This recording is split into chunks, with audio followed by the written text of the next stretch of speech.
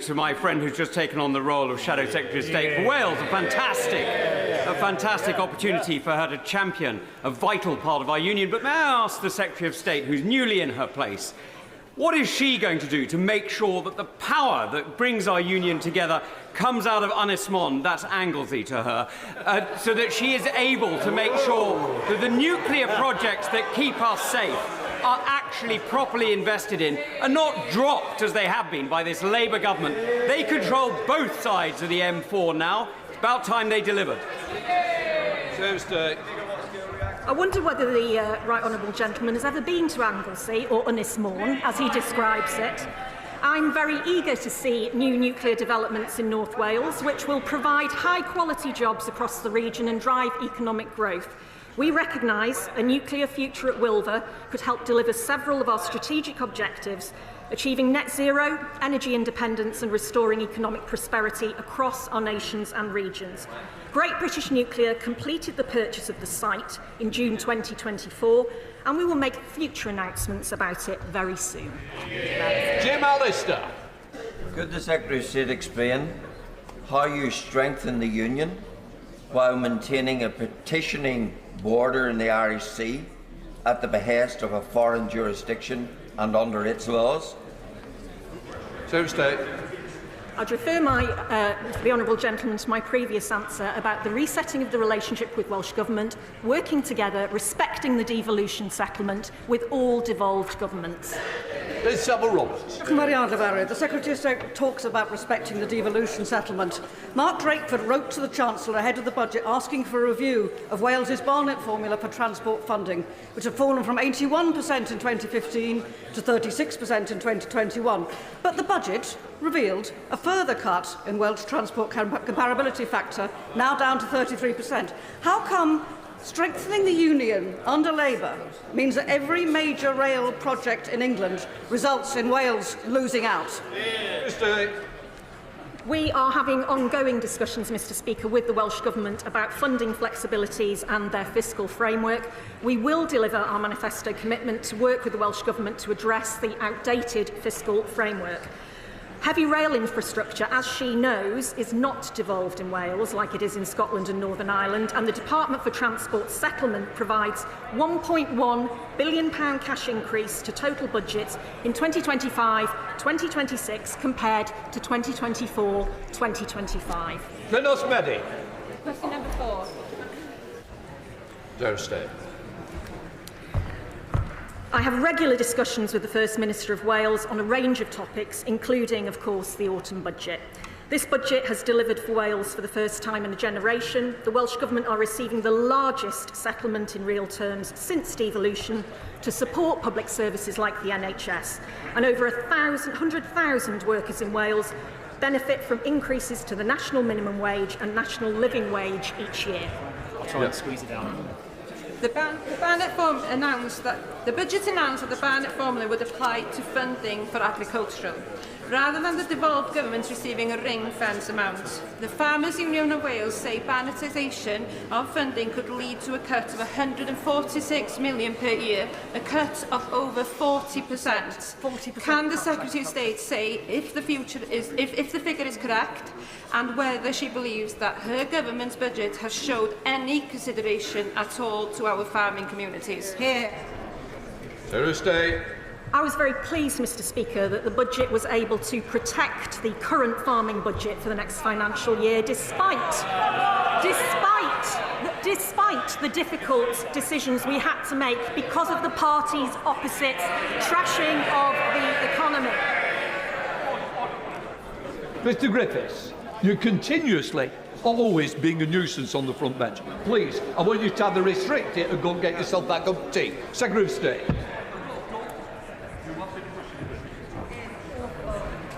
Mr Speaker, thank you. I was pleased that the budget was able to protect the current farming budget for the next financial year, despite the difficult decisions that we had to make. Obviously, farming is devolved in Wales. The decision of Welsh Government as to how to spend that budget will be up to them. Catherine Fuchs. Thank you, Mr Speaker. I welcome last week's budget announcements regarding improving rail transport. And I want to bang the drum for a most excellent project in Monmouthshire. the Magor walkway station. It's ready for investment. In fact, you may even call it oven-ready. Will my right honourable friends commit to working with me, the Rail Minister and Welsh Ministers to deliver the 5 Burns stations? And will she meet with me to discuss progress? My honourable friend is a wonderful advocate for her constituency and for the Burns Commission recommendations for her constituency, and I'd be very happy to meet her to discuss it. Shadow Secretary of State Minns Davies. Will the Secretary of State express her regret to the House for the Labour budget's impact on Wales, which undoubtedly will make the people of Wales poorer, pensioners left wondering whether they should turn their heating on this winter, destroying family farms and affecting business confidence and employment across the nation? The biggest ever settlement in real terms since the dawn of devolution. £80 million protected for steel workers and businesses, £88 million for city and growth deals, £320 million for funding through investment zones, £25 million for coal tips, £440 million protected for local communities. I could go on. I think it was a great deal for Wales. Andrew, she's only got what? Order. Andrew Ranger. Question 5, Mr. Speaker. You can't just keep asking questions, Shadow Secretary of State. You're only allowed 2, and that's your second. Thank you, Mr. Speaker. The growth mission is the central priority for this government. Our new industrial strategy and National Wealth Fund will boost economic growth across Wales, creating jobs and driving up living standards. Working alongside ministerial colleagues, I was pleased to confirm £320 million of funding for 2 investment zones in Wales, the green light on the Freeport and the Celtic Sea, and protection for local community growth funding across Wales. Andrew Ranger. Thank you, Mr. Speaker. I thank the Secretary of State for that answer. Universities in Wales, such as Wrexham University in my constituency, are not just crucial for the educational and research outcomes they provide, but also in the economic opportunities they give our towns and cities. With a recent report by Universities Wales showing their contribution to the economy standing at £11 billion. At a time when we are firmly in pursuit of economic growth, universities in Wales are partners in this mission, and will the Minister agree to visit Wrexham University with me to see firsthand the brilliant work they are doing, working in collaboration with local businesses? Firstly, I'd be delighted to go back to Wrexham again and visit the university with my honourable friend. Welsh universities will benefit from record levels of investment in research and development worth over £20 billion next year. The budget also confirmed £160 million of funding for the Wrexham and Flintshire Investment Zone, chosen due to the presence of world-renowned research institutions like Wrexham and like Bangor University. Colin Lockhart. Thank you, Mr. Speaker. We say the phrase "no farmers, no food" so often, but never has there been a need for such emphasis in the wake of the autumn budget. Farmers, whether in Wales, Northern Ireland or right across this United Kingdom, are reeling from the change in APR and the impact it will have on the future of family farms. What is the Secretary of State doing to support farmers and making this case in Treasury? Secretary of State. I thank the honourable lady for her question. This government continues to provide significant tax relief for farmers. For example, farming parents are able to pass up to £3 million to their children free of tax. They then pay half the normal inheritance tax rate on anything over £3 million, and they have up to 10 years to pay it. The vast majority of farms will be unaffected by the changes in the budget and will continue to not pay inheritance tax. Jones. Question number 6, please, Mr. Speaker. Front bench. Cutting waiting lists is a top priority for both this government and the Welsh Government. Last week's spending review provided the Welsh Government with its largest real-term settlement since devolution, including an additional £1.7 billion for 2025-26 enabling them to spend more on public services like the NHS. I continue to collaborate with ministerial colleagues in both governments with the aim of driving down waiting lists. Ruth Jones. I thank the Secretary of State for her answer, and I welcome this new partnership between the Welsh and the UK Government, which represents a real opportunity to share best practices and help cut NHS waiting lists in England and Wales. So could the Secretary of State expand on how she will ensure that patients on both sides of the border can get access to the best healthcare possible in a timely manner? Both governments are working collaboratively to make the NHS fit for the future. We provided £1.7 billion boost for Welsh Government to spend on public services like the NHS. The Welsh Government have just announced £28 million to cut NHS waiting times. Both governments are sharing best practice and will consider more cross-border arrangements where capacity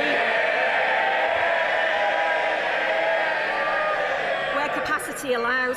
The Welsh Government's Ministerial Advisory Group on NHS performance and productivity has been established to support improvements and bring down long waiting lists.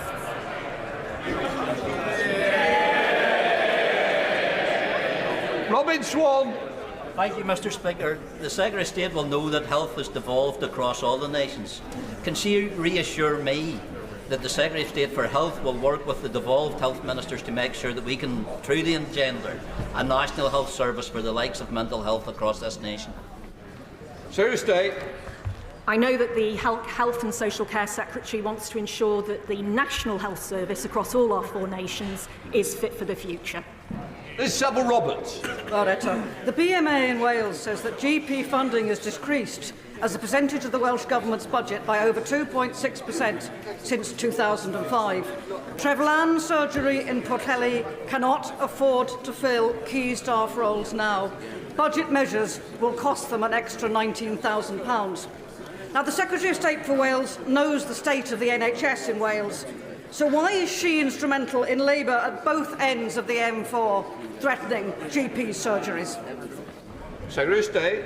We are not threatening GP surgeries, and if the Right Honourable Lady does not think that a £1.7 billion additional funding to spend on the NHS in Wales as a result of the budget isn't a great idea, then she needs to say what she would do instead. Clive Jones. Number 7, please, Mr. Speaker. Minister. Who's answering? Sorry, Mr. Speaker. I recently met the Deputy First Minister of Wales to discuss a range of matters relating to farming. In September, the Interministerial Group meeting on rural affairs agreed to improve food security and environmental land management by increasing the exchange of data and insights of farming support schemes. I was also pleased to see the budget protecting Welsh farm budgets at current levels for the financial year. Clive Jones. Thank you, Mr. Speaker. The Secretary of State, whilst in opposition, warned that the New Zealand trade deal would push Welsh farmers into bankruptcy and noted that Australian meat is produced at a far lower standard than in Wales. I agree, my constituents want high-quality Welsh lamb, beef and chicken. Therefore, will the Minister push her colleagues in the Department of Business and Trade to review the Australia and New Zealand trade agreement and get it right for our farming communities? Minister.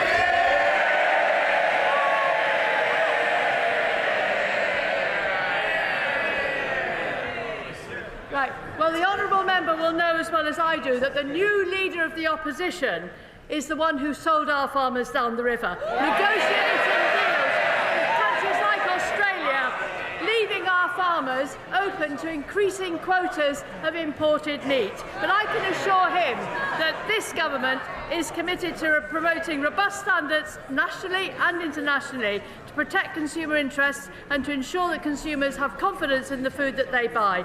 We will consider the full range of tools at our disposal to uphold the UK's commitment to high standards. This includes using our influence in the World Trade Organization and other multilateral bodies to argue for better and fairer trading rules. Steve Witherden. Number 8, please, Mr. Speaker. Minister. Our mission is to kickstart economic growth, and this will deliver good jobs and growth in Wales. Just last month, our International Investment Summit secured over £63 billion in private investment into the UK. Since July, we've secured over £1 billion of investment into North Wales, creating and sustaining 400 well-paid jobs in manufacturing. Thank you, Mr. Speaker. The Secretary of State has said that economic growth is her #1 priority. Can she say how confirmation of the investment zones in the budget will help contribute to this aim? Well, yes, indeed, Mr. Speaker. The budget included a total of £320 million as a commitment for the investment zones in Cardiff and Newport and Wrexham and Flintshire. This is a crucial part of our work with Welsh Government to provide a rocket boost to sector strengths like creative industries, life sciences and advanced manufacturing, including our world-leading compound semiconductor cluster. Shannon. Speaker, can I thank the Minister very much for that. Minister, when it comes to creating new jobs in Wales, in wind energy, in sea energy, there are great potential. We in Northern Ireland, and Belfast in particular, have the engineering skills to provide those turbines for that energy. So everybody can gain. Wales get the jobs, but we get the jobs as well in Northern Ireland. Thank you. Minister. Well, Mr. Speaker, this government is absolutely committed to economic growth across all parts of the United Kingdom. Can I, first of all, welcome the Leader of the Opposition? I wish her well as Leader of the Opposition. I now call Dame Caroline Dinenage. Question number 1, Mr. Speaker. Prime Minister. Mr. Speaker, can I begin by congratulating President-elect Trump on his historic election victory. As the closest of allies, the UK and US will continue to work together to protect our shared values of freedom and democracy. And having had dinner with President-elect Trump just a few weeks ago, I look forward to working with him in the years to come. May I also welcome the Leader of the Opposition to her place, my 4th Tory leader in 4.5 years. But I do look forward to working with her in the interests of the British public. Mr. Speaker, this weekend is Remembrance Sunday, and people across the country will come together to pay solemn tribute to those who made the ultimate sacrifice, defending the values and freedoms that we enjoy today. And I'm sure the entire House will join me in paying tribute to them. Mr. Speaker, this morning I had meetings with ministerial colleagues and others. In addition to my duties in this House, I shall have further such meetings later today. Dame Caroline.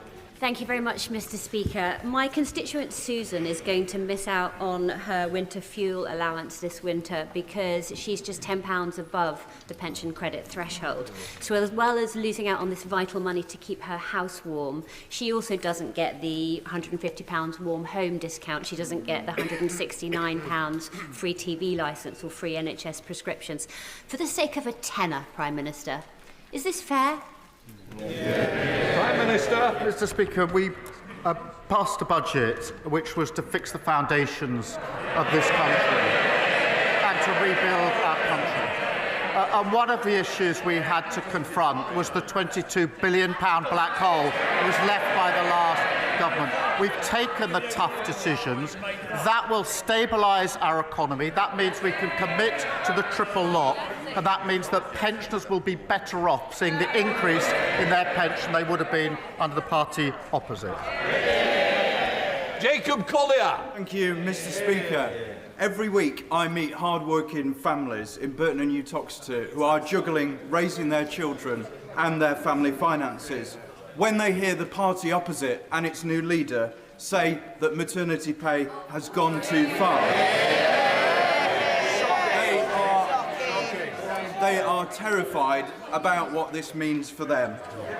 To ease the worry felt by thousands of hard-working families, can the Prime Minister please commit that he has no plans to change maternity pay or to roll back the hard-won rights of working families?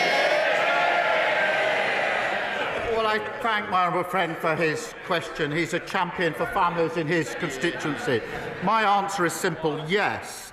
And I don't agree with the Leader of the Opposition when she says that maternity pay is excessive and that it's gone too far. I come to the Leader of the Opposition, Kemi Badenoch. Mr. Speaker, can I thank the Prime Minister for his almost warm welcome? And can I also echo the comments that he has made? It is an immense privilege and the honour of my life to lead the Conservative Party. And I look forward to joining him at the Cenotaph this Remembrance Sunday. As Leader of His Majesty's Opposition, I will be taking a different approach to the last opposition by being a constructive opposition. And so I would like to start by congratulating President-elect Trump on his impressive victory this morning. The Prime Minister and the Foreign Secretary met him in September. Did the Foreign Secretary take that opportunity to apologise for making derogatory and scatological references, including, and I quote, "Trump is not only a woman-hating, neo-Nazi sympathising sociopath, he is also a profound threat to the international order"?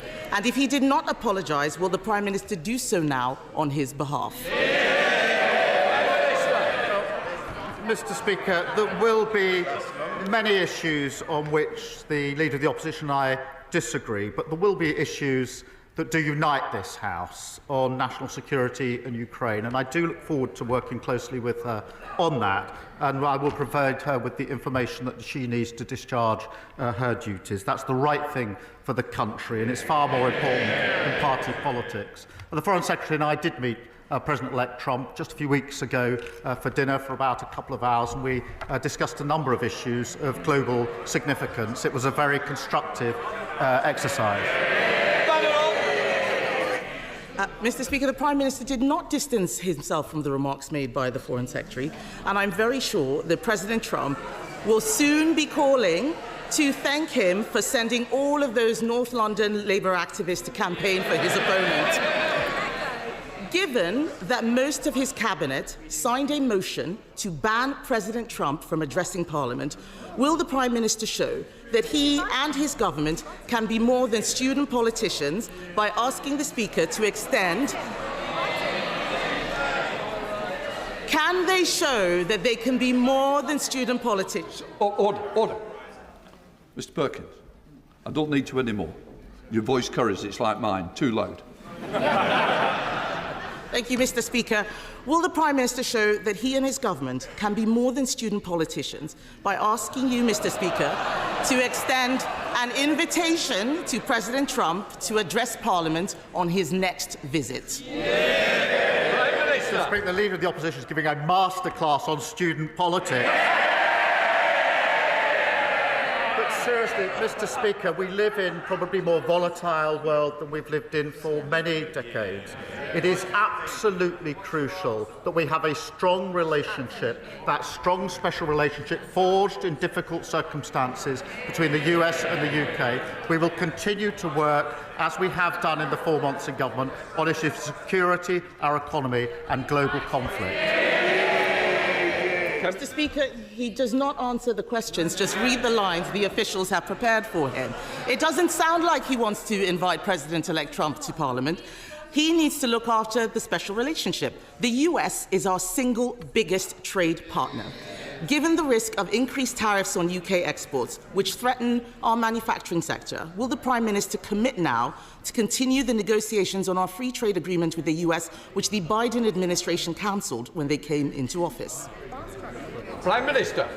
Mr. Speaker, of course we will discuss issues of our economy with the President-elect, as we already have done. Economy, security and global conflict are issues of real significance that ought to unite this House. But when it comes to the economy, what we've done with our budget is to fix the foundations after 14 years of return to economic stability. After a £23 million black hole, we've protected the pay slips of working people. We've done the single biggest investment in our country for a generation in the NHS, in schools and homes. We've given a pay rise to the 3 million lowest paid. Now, if she's opposed to that investment or the pay rise for working people, she's a straight talker, as I understand it. Perhaps she should say so. Mr. Speaker, discuss, chat, chat, chat. He has no plans whatsoever. No plans whatsoever for building on the special relationship. He needs to realise that we in this country rely on our single biggest trade partner. President Trump is also right to argue that Europe needs to increase its defence spending. The last Conservative government committed to raising defence spending to 2.5% by 2030. Will the Prime Minister finally match this commitment? Mr. Speaker, there is no more important duty than keeping the people of this country safe. And it was the Labour government that signed the NATO treaty in the first place, and we are strong supporters. We have a strategic defence review. We are committed to 2.5%. Well, I would remind the last time 2.5 was met was under the last Labour government. 14 years, and they never did it once. Last year, the NAO identified a £17 billion black hole in the MOD finances. The former Defence Secretary said the previous government hollowed out the armed forces, and the plan they put forward at the election was pure fantasy. Kemi Badenoch. Mr. Speaker, he will not make that commitment. That is very clear. All that he is doing...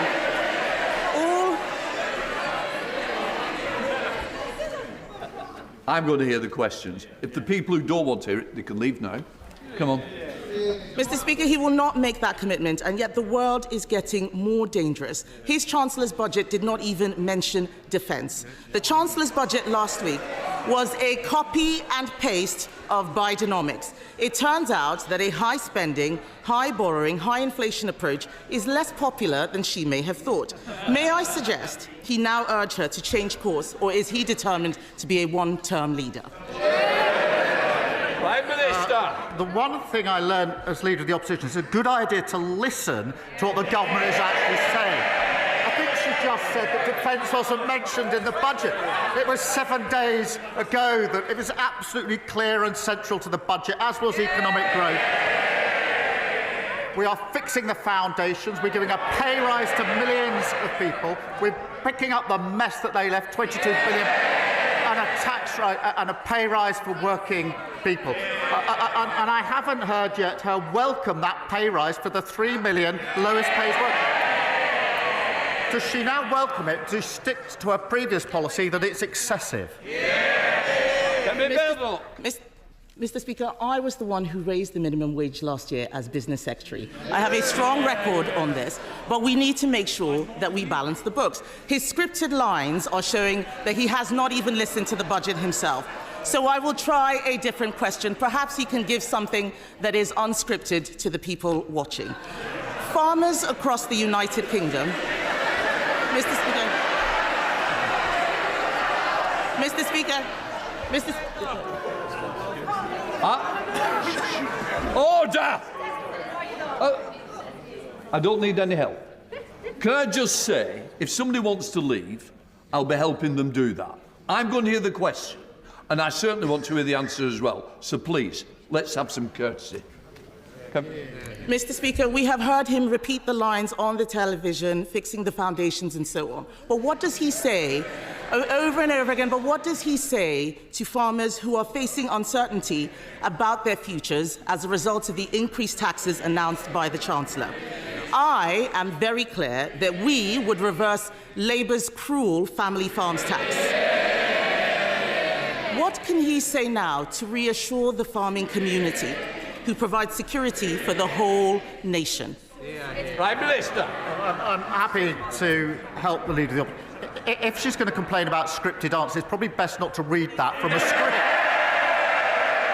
What I will say about farmers is this.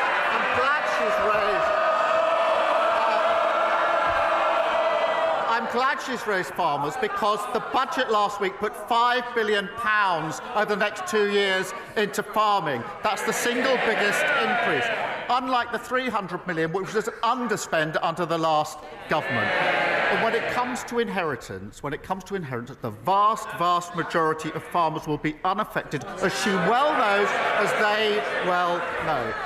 But that budget was about fixing the foundations, fixing the whole $22 billion that they left and investing in the future of our country, investing in our NHS, investing in our schools, our hospitals and our homes. And I'm proud that that's the investment work. And if they oppose it, they should go out there and tell their constituents they're against that investment in the future of our country. That's the difference. A Labour government taking us forward. They're stuck in the past. Thank you, Mr. Speaker. I'm going to hear Matthew Patrick. Mr. Speaker, Emily left her ex, but the abuse did not stop. He stayed in their home, cancelled the mortgage contributions and destroyed her credit score. Now she cannot even take out a mobile phone contract. Surviving economic abuse and UK finance have made progress tackling this issue, but more has to be done. Will the Prime Minister and his government work with me to introduce new provisions so that we can restore the credit files for survivors of economic abuse like Emily?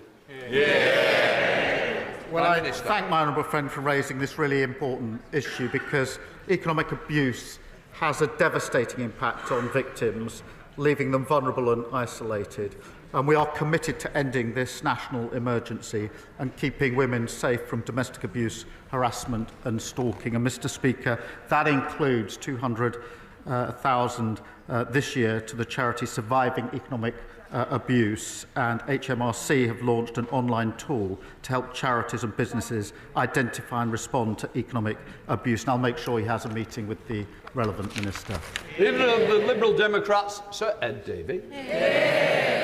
Can I join the Prime Minister in his comments about Remembrance Sunday? We must always remember the brave British men and women who gave their lives for our country. And can I join him in welcoming the Conservative leader to her place? And can I congratulate her on becoming the first black leader of a UK-wide party, a major and historic achievement? Mr. Speaker, President-elect Trump praised Vladimir Putin's invasion of Ukraine. And I quote, he called it genius. He also said he would encourage Russia to do whatever the hell they want to NATO allies. So what action is the Prime Minister taking to encourage a Trump presidency to change its mind? Because otherwise it's a huge threat to global security and to national security in the UK. Does he agree with me that the US will not oppose President Putin and support our brave Ukrainian allies? The UK must lead in Europe so that together we do. Prime Minister. Mr. Speaker, I'm very proud that in this House we are united on the question of Ukraine and clear about Russian aggression, and we will continue to do so. I've long taken the view that the only winner, if we are divided in this House, is Putin, and I'm not prepared to let that happen. Our relationship with the US is a strong relationship forged in very difficult circumstances historically. It remains as strong today as it was when it was first forged, and I look forward to working with President-elect Trump to ensure that relationship stays the special relationship. Sir David. I'm grateful for the Prime Minister's comments on Ukraine, but Donald Trump has also said that trade wars are good. He calls himself tariff man. People are really worried that Trump trade wars and tariff will damage our economy, damage businesses and hit the cost of living here in the UK. So, given this, does the Prime Minister recognise that it's more urgent than ever that we support our British economy by getting rid of the damaging trade barriers with Europe put in place by the Conservatives? Prime Minister. Well, Mr. Speaker, as he will know, we've put the economy centrepiece to our budget, and we will do everything that we need to do to ensure our economy grows, and that's measured in living standards going up for working people across the country. Thank you. Alex Baker. Thank you, Mr. Speaker. There are so many families across Aldershot and Farnborough who have struggled for years to get their children the need they help with special educational needs. It is therefore shameful to read misguided claims that autistic people may well get better treatment and receive economic privileges and protections made by the Leader of the Opposition. Will Will the Prime Minister stand with families of autistic children and distance this government from those awful words? Mr. Speaker, I'll leave the Leader of the Opposition to respond to those words. As the recent NAO report exposed, under the previous government, children with SEND were being failed by the system. And this has come up, I think, now 5 times in the last 2 or 3 weeks at PMQs. It's clearly a serious issue. Our focus will be ensuring every child receives the right support to succeed in their education. Source Eastwood. Mr. Speaker, Prime Minister, Northern Ireland is considered one of the most dangerous places in Europe to be a woman. In the last 4 years, 24 women have been killed. But one of the most dangerous places for women and girls is online. I also want to pay tribute to the work of Belfast and Lisburn Women's Aid, who are tireless in their advocacy for women. So what is this government doing to keep women and girls safe online, not just in Lagan Valley, but right across the United Kingdom? Prime Minister. Well, the right honourable member is right to draw attention to this issue. Misogyny and abuse, both online and offline, causes horrendous harm to women and girls across the UK. And can I just commend her honesty and bravery in speaking out about her own experiences and her dedication to creating safe spaces for women in her constituency. We must create a safer world online for women and girls through the Online Safety Act, mitigating the risk of illegal content and activity which is abusive or incites hatred. Bill Cole.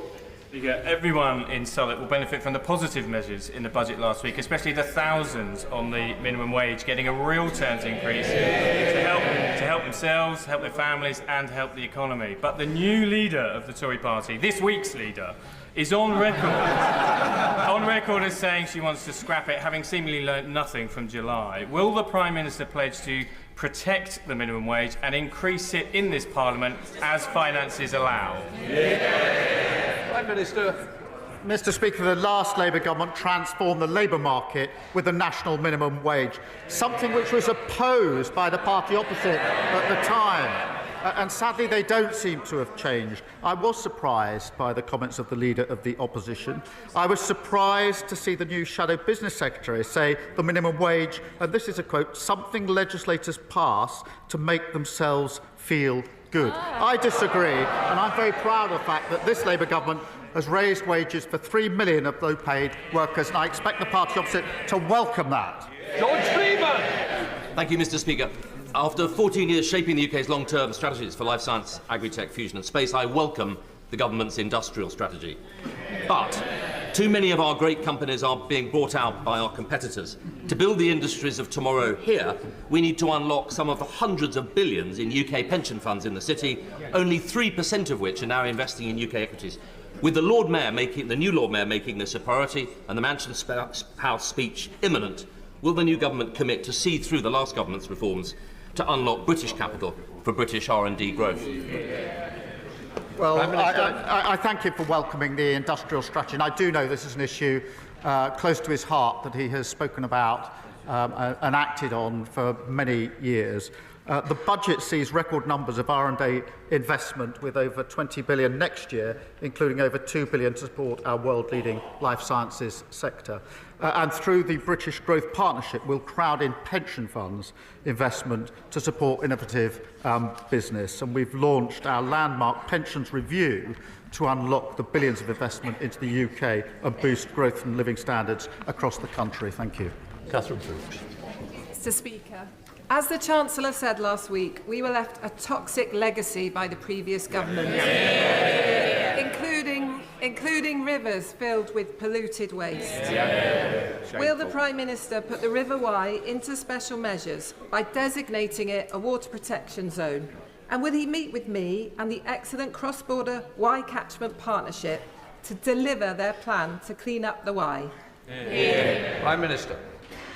The River Wye is one of our most important, iconic rivers, and we are working closely with the Welsh Government on this pressing issue. A destruction of our waterways should never have been allowed. And that's why we launched a water commission to attract investment and speed up infrastructure delivery. And we introduced legislation to enable tougher penalties and severe fines to crack down on polluters. I will make sure that she gets a meeting with the relevant minister. Part of the House to Lee. As a good lawyer, I know the Prime Minister will want to listen to the evidence. So if the evidence mounts from experts in organisations such as the NFU that smaller family farms of average size, 250 acres, are going to be severely impacted by this tax, in a spirit of compromise, will he listen to the evidence, keep an open mind, and perhaps be prepared to raise the thresholds to preserve our family farms? Mr. Speaker, we are listening to farmers, and the Environment Secretary and the Treasury Ministers met with the NFU on Monday of this week. We have taken a fair and balanced approach. The vast majority of farms will not be affected by this. But what I will also say this, having grown up in a rural community, I know that rural communities also need an NHS that's back on its feet. They also need schools that their children can go to and homes that their families can afford to live in. But we will continue to talk to the NFU and others. Very Glenda. Thank you, Mr. Speaker. This week, the Leader of the Opposition told us that any outrage at suitcases full of wine and karaoke machines in Downing Street, whilst people across the country were told to stay at home, was all overblown. For the people and businesses in my constituency who followed the rules, many of us at great personal cost, this is an insult. Will the Prime Minister join me in ensuring that as a country we learn the lessons from COVID, and as a party the Conservatives learn the lessons of their behaviour too? Mr. Speaker, across the country people made enormous sacrifices during COVID. They missed weddings, births, deaths. Really important moments in their lives and their families' lives. In doing so, they saved the lives of people they will probably never meet. That was a collective effort, and unfortunately the party opposite who set the rules did not follow them themselves. It was a betrayal of those that did, and I think the Leader of the Opposition was wrong to describe the public anger and upset as overblown. I'm sure she'll want to clarify that at the first opportunity. Mrs Badenoch. Cyfarwydd, Glan Horse Nursing Home is in my constituency in Ysmôn. Tell me that the budget changes mean a 10% increase in their cost. That's a staggering £127,500 extra in-year cost. Will the Prime Minister reconsider the rise in the employer's national insurance?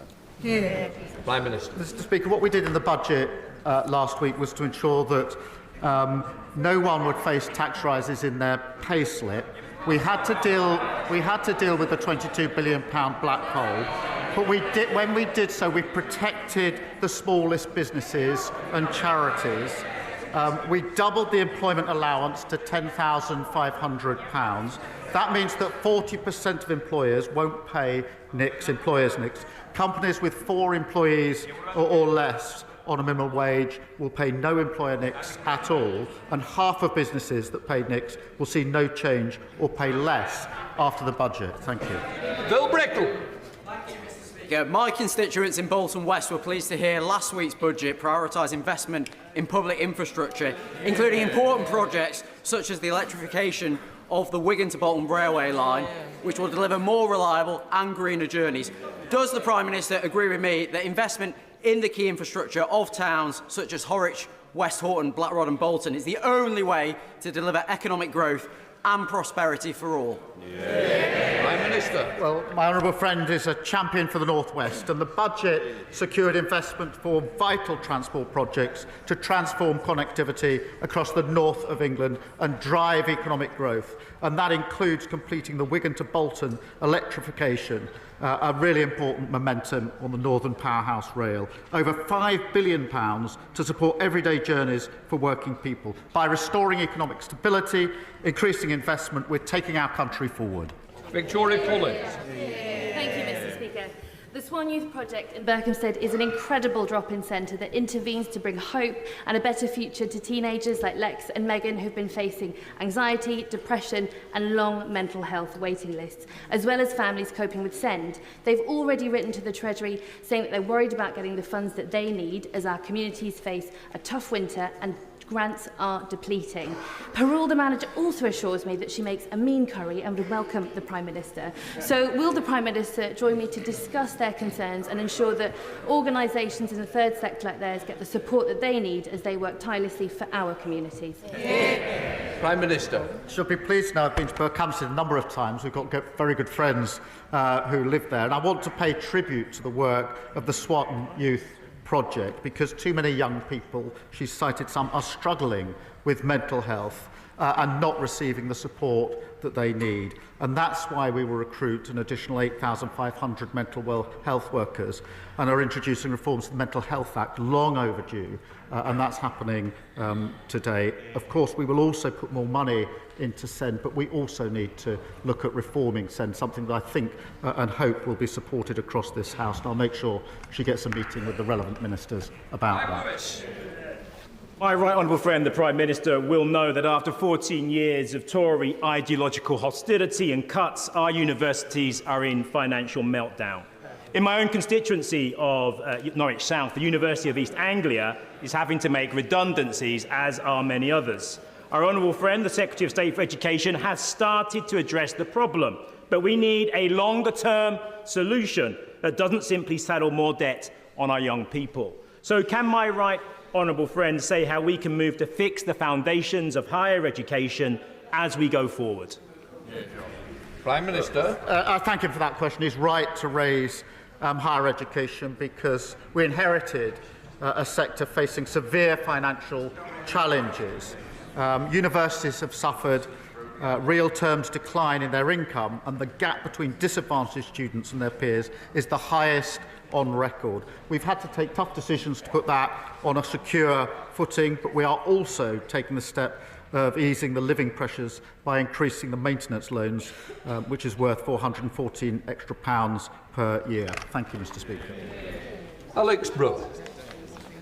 Hamilton, former sub-postmistress and constituent of North East Hampshire, has long been campaigning, along with Alan Bates, for compensation following the Horizon Post Office scandal. Can the Prime Minister give an exact time frame in which those who have been waiting over a decade might finally be compensated? I'm grateful to her for raising this important issue because a commitment was made to properly compensate the victims of this scandal. Unfortunately, regrettably, having made that commitment, the party opposite, when in government, didn't allocate any money to that compensation. Her constituents will be pleased to know that we have changed the approach there. We've set out the compensation within the budget, a transparent budget, an accountable budget, and we'll make the payments just as soon as we can. Torkel Crichton. Speaker, may I quickly echo the Prime Minister's sentiments to that other son of Lewis, though I wish I had woken up today in the Isle of Harris. My constituents there face long delays, cancellations and loss of service because of the SNP's incompetent handling of ferry procurement. In last week's budget, the Scottish Government received a record settlement. Can I urge the Prime Minister to tell Scottish ministers to use that to improve public service in Scotland, to invest in the NHS in Hill and Year, to build schools in places like Barra, and to finally fix the ferry fiasco? Prime Minister.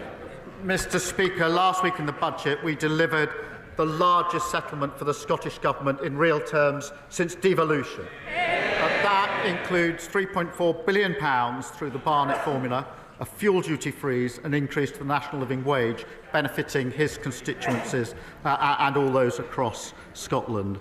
And the result of the budget is now clear.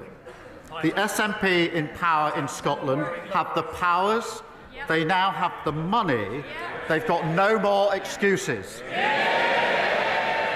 Thank you, Mr. Speaker. Does the Prime Minister really think it is acceptable for a backbench MP to suggest that the Leader of the Opposition represents white supremacy in blackface and is the most prominent member of white supremacy's black collaborator class, with all the race traitor innuendo that carries. And if he doesn't, why hasn't he removed the whip? Prime Minister. No, I don't. John Slinger. Thank you, Mr. Speaker. As a semi-retired violinist and rock musician asking a semi-retired multi-instrumentalist, I feel confident that the Prime Minister shares my belief in the importance of music education.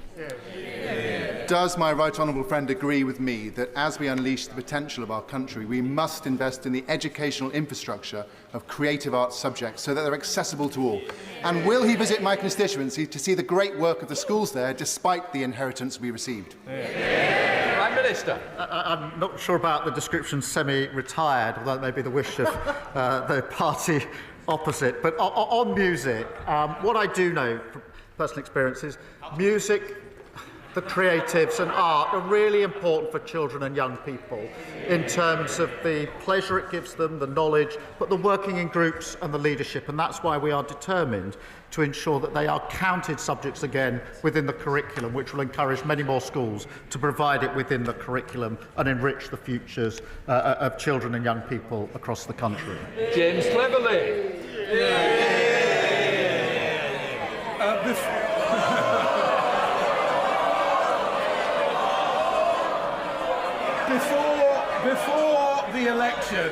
Before the election, he claimed that he would not put up national insurance contributions. He put it up. Before the election, he claimed he would scrap tuition fees. He put it up. Before the election, he said he would not tax family farms. He's taxing family farms. Will he address his party's growing reputation for dishonesty by making good on his commitment to close the Wethersfield Asylum Accommodation Centre in my constituency? Mr. Speaker, we're keeping the promises we made in our manifesto. His problem is he can't add up. If he could add up, he might be down here rather than up there. And we'll take up the issue in his constituency. Douglas McAllister. Thank you, Mr. Speaker. Monday of this week marked the 7-year anniversary of my constituent Jakhtar Singh Johal's arbitrary detention in India. Can the Prime Minister assure me that he and his government will do all they can to secure his immediate release and bring him home? Yes, we're absolutely committed to pushing the Government of India on this really important case. And the Foreign Secretary has raised it and will continue to do so, and we'll make sure that we speak to him as we do. Right, that completes Prime Minister's questions.